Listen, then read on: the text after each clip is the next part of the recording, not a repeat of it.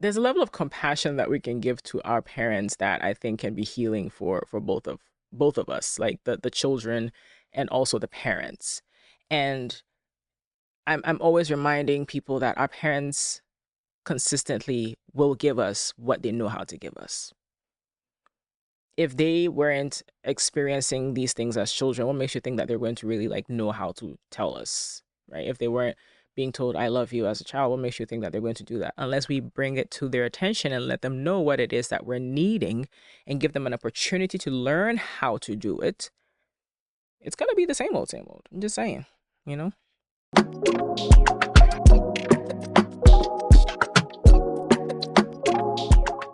Welcome back to Between Two Worlds with Dr. Phoebe, and today we're talking about some of the most complicated stuff in our immigrant families, complicated emotions. And it's the concept of love. More specifically, what happens when someone loves you so deeply and they don't know how to say it. I know we've had a previous episode where we talked about this, and I had Mama Sissy come on, and we talked about the first time that she told me that she loves me, and we have two different recollections of it, but mostly because I wouldn't remember anything as a newborn. So she gets it now. She gets to have it. Um, Now, if you've ever wished your parent would just tell you that they're proud of you, if you've ever wanted to hear "I love you," and instead you received a container of leftovers, my sister, this episode is for you. Okay. Now, one of the biggest culture shocks that many immigrant children experience is realizing that love is not expressed the same way in every family, right? Growing up, I didn't really remember hearing "I love you" constantly. I don't remember having long emotional conversations. Um, I really like if I got long emotional conversations, it was because my mom was upset at me about something that I did or I didn't do, or I don't know. Like there was some family drama happening that maybe I was eavesdropping on, right? I don't remember being told that every feeling that I had was valid. I mean, what's the word feeling? Like feeling what? When we talked about feelings as children, we were talking about the little, butterflies we felt when we saw the crushes that we had walk by, right? Like whenever my little crush would walk by, it's like, ooh, I got a little sun going on. That was really it. I don't recall like having conversations about about feelings or about the validity of emotions. Now, what I do remember was sacrifice, right? I remember people working. I remember seeing my mother work. My mom worked as a receptionist at a government agency, Ghana Investment Promotion Center. Shout out to GIPC in Accra. And I have so many fond memories of that, right? I remember her working every day, right? Monday through Friday. She was a civil servant. So she was working, what, 8 to 5 or 9 to 5 or whatever. And I remember I remember worrying. I remember my aunts worrying. I remember people providing. I remember family members stepping in to take care of me and my brothers when my dad got stranded on the ocean years ago. Now that's a whole story that we can talk about another time. Okay? All right. All right. We don't need to get into that today. But I remember I may not remember hearing the words "I love you" as often, but I remember that there were family members who were making sure that we had what we needed, right? I had uncles that would step in and make sure that I had textbooks, right? My lovely uncle, bless his soul, he was like the grandfather to me because he was older and he worked at he was a principal for several schools, and oh, I have such fond memories of him. But he would um he would always make sure that I had my textbooks because in Ghana you had to have textbooks that you bought yourself and then you would take them to school, and you had brown paper to wrap it with to make sure that the books stayed clean and neat, and everything was intact. And even though I don't remember him ever saying the words "I love you" to me, I remember him always making sure that I had every single book that I needed, right? And for many immigrant parents, love sounds like, "Did you eat?" Have you eaten? Those are some of my favorite words to hear from my mother, okay? Because I work a lot and I work from home most of the time.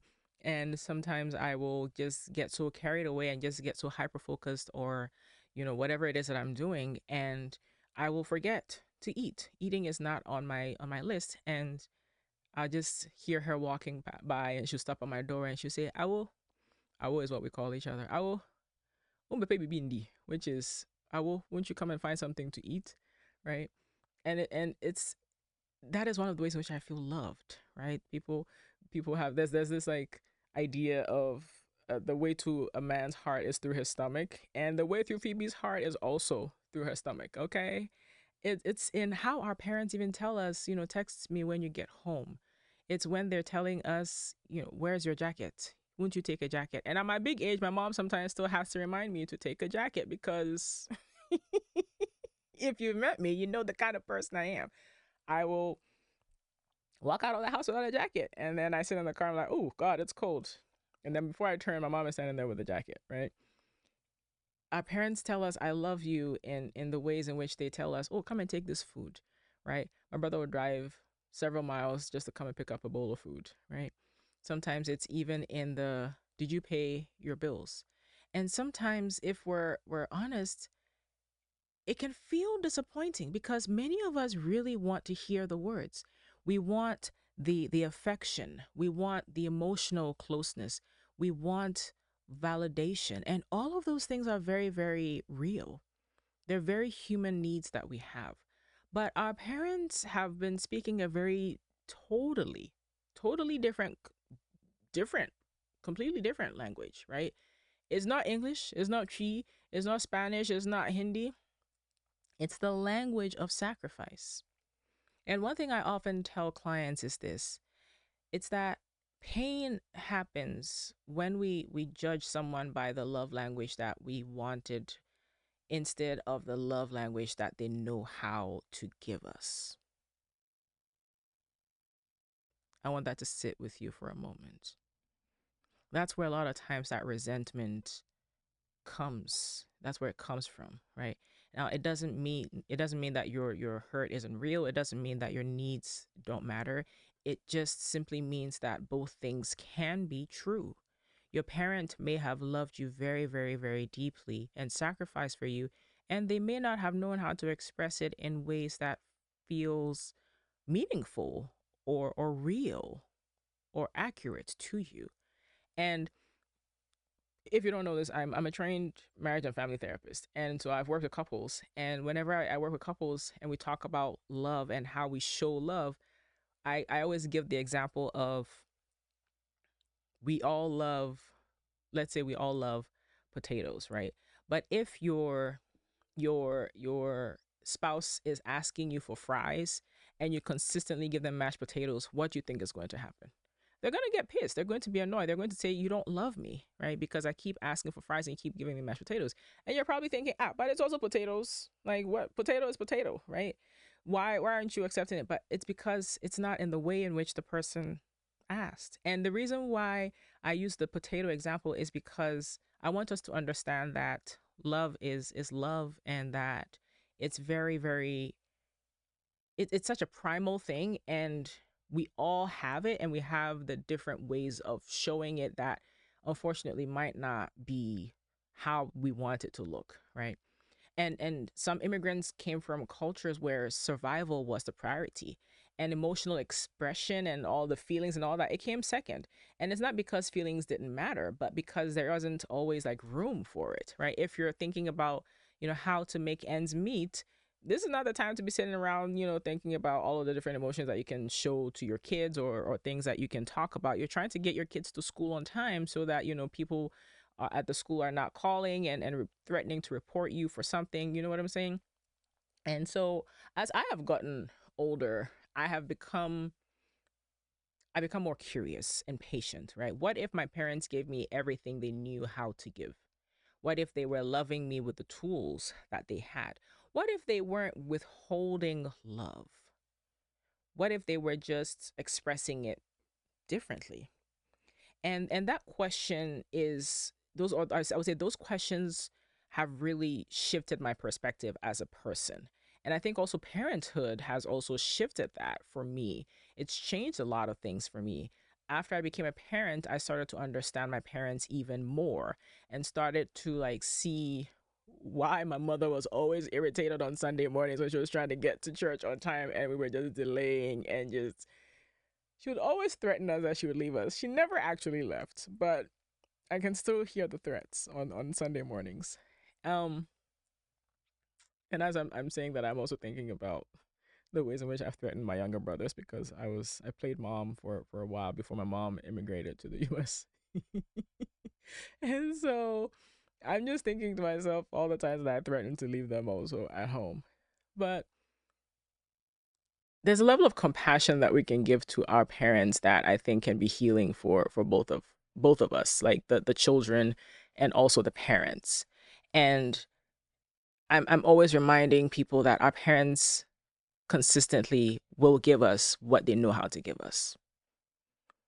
If they weren't experiencing these things as children, what makes you think that they're going to really like know how to tell us, right? If they weren't being told I love you as a child, what makes you think that they're going to do that? Unless we bring it to their attention and let them know what it is that we're needing and give them an opportunity to learn how to do it, it's going to be the same old, same old. I'm just saying, you know? So here is the bridge the gap tip for you, right? This week, I want you to ask your parent, when did you feel loved the most when you were growing up? And the answer might explain a lot. It might tell you some things. You might learn some things about your mom or your daddy, right? So I would really encourage you to start having those kinds of conversations with them and asking how they felt loved. Like, what did that look like? Oh, maybe, I felt loved when my my dad would take me to the market, or my mom would, take me to the market with her, or I would go to the farm with my grandmother and, she would feed me, or she would put me on her back, some of those memories. You might learn a thing or two. I'm just saying. You just might. So maybe your parent is not going to become that person who writes emotional birthday cards.